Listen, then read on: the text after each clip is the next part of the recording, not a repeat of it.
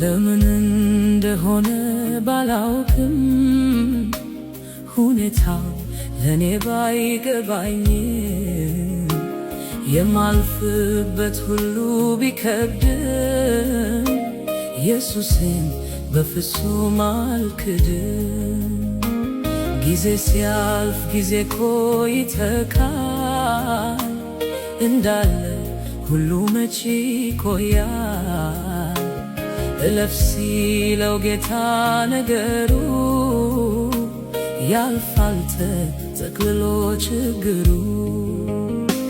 በአምላኬ የተረዳሁ በክንዱ የተደገፍኩት አንቼ ቆምኩኝ ተዘልዬ አለሁኝ ይሄው ቀና ብዬ።